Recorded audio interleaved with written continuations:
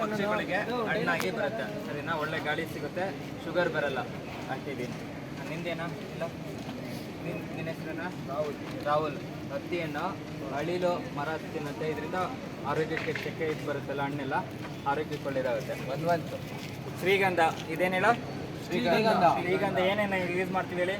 ಶ್ರೀಗಂಧ ಅಗರಬತ್ತಿ, ಗಂಧ, ಗಂಧದೆಣ್ಣೆ ಎಲ್ಲದು ಸಹ ಪ್ರಕೃತಿಯಲ್ಲಿ ನಮ್ಮ ಮನುಷ್ಯನ ಆರೋಗ್ಯಕ್ಕೆ ಚರ್ಮ ರೋಗಗಳು ಬರಬಾರ್ದು ಅಂತೇಳಿ ಇದನ್ನು ಯೂಸ್ ಮಾಡ್ತೀವಿ. ಅದಕ್ಕೋಸ್ಕರ ಪ್ರತಿಯೊಬ್ಬರು ಬೆಳಿಬೇಕು. ನೀನು ಬೆಳಿ, ನಿನ್ನ ಆರೋಗ್ಯ ಚೆನ್ನಾಗಿದೆ. ಪ್ರಕೃತಿ ಗ್ರೇಟ್ ವರ್ಕ್ ಮಾಡ್ತಾ ಇದ್ದೀರ. ಇದು ಬಿದ್ರು ಯಾವುದಕ್ಕೆ ಯೂಸ್ ಆಗುತ್ತೆ ಗೊತ್ತಾ? ತಿನ್ನೋಕ್ಕೆ. ಅಕ್ಕಿಯಾಗಿ ಬರಗಾಲ ಬಂದ ಟೈಮಲ್ಲಿ ನಾವು ಅಕ್ಕಿಯಾಗಿ ಯೂಸ್ ಮಾಡ್ತೀವಿ ತಿನ್ನೋದಕ್ಕೆ. ಆದರೆ ಇದು ಹುಟ್ಟಿನಿಂದ ಇರೋದು. ಮಗು ತೊಟ್ಲು ಆಗಿದ್ದು ಮನೆಯಲ್ಲಿ ಅಕ್ಕಿ ಕೇರ್ತೀವಲ್ಲ, ಅದು ಬಕ್ಕೆಗಳು ಪ್ರತಿಯೊಂದನ್ನು ಸಹ ಬಿದ್ರು ಇದರಿಂದ ಮಾಡ್ತೀವಿ. ಅದಾದಮೇಲೆ ಕೊನೆ ಸತ್ತಾಗ ಬಿದ್ರು ಬೊಂಬೆ ಬೇಕು ಅಂತೇಳಿ ಇದು ಮಾಡ್ತೀವಿ. ಅದಕ್ಕೋಸ್ಕರ ಬಿದ್ರನ್ನೇ ಹೆಚ್ಚಾಗಿ ಬೆಳಿಬೇಕು.